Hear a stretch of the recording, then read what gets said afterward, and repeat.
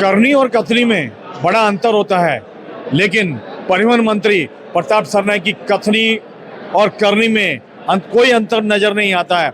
मेरे पीछे देखिए एक बोर्ड लगा हुआ है, यहाँ पर मार्गदर्शन शिविर जन संवाद, डीम कन्वेंस और पुरानी जो जर्जर इमारतें हैं जिनको रीडेवलपमेंट में जाना है उनके लिए पिछले महीने भी मार्गदर्शन शिविर लगा था, इस महीने भी मार्गदर्शन शिविर लग रहा है और हर महीने इस तरह के मार्गदर्शन शिविर प्रताप सरनाईक के मार्गदर्शन में हुआ करेंगे और उससे संबंधित जो भी अधिकारी हैं, तहसीलदार हैं, सब रजिस्ट्रार हैं, डेप्यूटी रजिस्ट्रार हैं और रजिस्ट्रार हैं, ये सारे के सारे अधिकारी यहाँ मौजूद रहते हैं। उनकी मौजूदगी में जनता को जानकारियाँ दी जाती है, हर बार जनता को जानकारियाँ दिया जाती है और उनको बताया जाता है किस तरह से डीम कन्वेंस होता है 7/12 किया जाता है और उसके बाद सारी प्रताप सरनाईक जो है भाषण में संबोधित करते हैं जनता को। और आज उन्होंने कई सोसाइटियों को डीम कन्वेंस के सर्टिफिकेट जारी किए हैं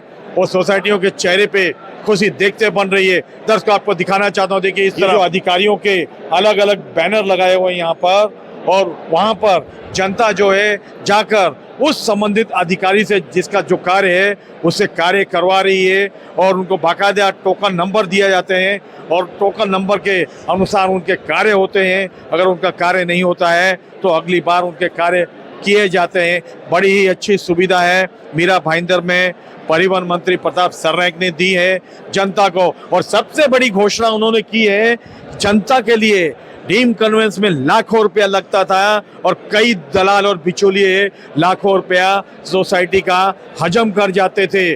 उन लाखों रुपए से उनकी बचतों की पर मेंबर को 10 से 15 हजार रुपये खर्च करने पड़ते थे, लेकिन परिवहन मंत्री प्रताप सरनाईक ने सभी को कन्वेंस और डीम कन्वेंस फ्री करने की घोषणा कर दी है। और उन्होंने सबसे बड़ी कार्य ये किया है कि एक बाकायदा सुशिक्षित और एक्सपीरियंस होल्डर वकीलों की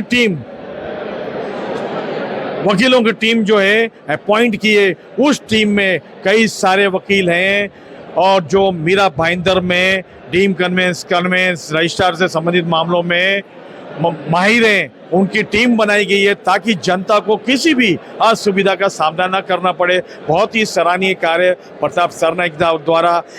हम ये नहीं कह रहे हैं कि आने वाला समय चुनाव का है कि चुनाव को मद्देनजर ये कर रहे हैं, नहीं, चुनाव को मद्देनजर नहीं कर रहे हैं, वो जनता को सुविधा प्रदान कर रहे हैं, फ्री सर्विस प्रोवाइड कर रहे हैं। हमारे साथ राजू बेतोशकर जी हैं, उनसे जानते हैं क्या कहना चाहेंगे, क्योंकि ये भी जनता के लिए लगातार प्रयास कर रहे हैं। भाईंदर ईस्ट में कई सोसाइटियां हैं जो रीडेवलपमेंट के कारण उनका कार्य रुक गया है क्योंकि रोड छोटे हैं। क्या कहेंगे सर आप?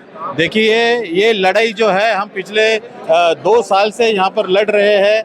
मीरा भाईंदर में आप जानते हैं कि भाईंदर स्टेशन परिसर हो या मीरा रोड स्टेशन परिसर हो, वहाँ पर ग्राम पंचायत के टाइम पे बहुत सारे ऐसे बांधकाम हुए हैं जो आज बहुत ही 30 साल 35 साल पुरानी बिल्डिंगें हो चुकी है, धोखादायक अवस्था में है और लोगों को अपने घर की चिंताएं खाए जा रही है। और इसलिए हम लोग पिछले 2 साल से ये शासन दरबार से ये गुहार लगा रहे हैं कि भाई इसमें यूडीसीपीआर में थोड़ा सा बदलाव लाके इस सारे बिल्डिंगों को जो पोटेंशियल एफएसआई है प्लस इंसेंटिव एफएसआई उनको अलाउ होना चाहिए। और ये लड़ाई अभी आखिरी चरण तक आ गई है। साहब ने इस कार्यक्रम के माध्यम से सब लोगों को ये बहुत ही अच्छा संदेश दिया है कि आने वाले हफ्ते में हम इसका भी सोल्यूशन निकाल लेंगे और सारे मीरा भाईंदर की जूनी बिल्डिंगें जो है उनका पुनर्विकास पक्का होगा। यहाँ पर राजू जी, आखिरी सवाल पूछना चाहता हूँ। जनता के मन में भ्रमित है जनता और उनको लगता है कि पुरानी जो ग्राम पंचायत के टाइम से बिल्डिंगें बनी थी उसके बाद 95 तक जो बिल्डिंगें बनी है,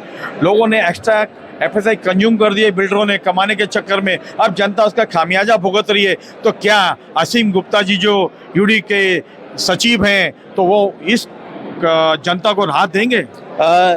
पक्का। पिछले हफ्ते हमारा जो मंत्रालय में बैठक हुआ था, असीम गुप्ता साहब उस बैठक में मौजूद थे और हम लोगों ने ये भी उनको प्रस्ताव दिया है कि सिर्फ ग्राम पंचायत कालीन जो बिल्डिंग है वही नहीं बल्कि एक 95 के पहले के जितने भी सारी बिल्डिंगें ऐसी है और आज वो धोखादायक अवस्था में आ चुकी है, उन सब बिल्डिंग को ये न्याय मिलना चाहिए और उनका डेवलपमेंट होना चाहिए। उनको इंसेंटिव एफएसआई यूडीसीपीआर के तहत मिलना चाहिए, ये हम लोगों ने डिमांड रखी थी। और जो आपने नाम नाम लिया असीम गुप्ता साहब, जो प्रिंसिपल सेक्रेटरी है यूडी के, उन्होंने भी ये तत्वता उनको मान्यता दी है और उन्होंने ये रूलिंग दिया था उस मीटिंग में कि हम लोग जो है अटॉर्नी जनरल का इसके ऊपर अभिप्राय लेंगे और ये आने वाले मंत्रिमंडल बैठक में ये निर्णय के लिए रखेंगे और उसको मंजूरी देंगे। देखिए कितनी बड़ी खबर दी है इन्होंने।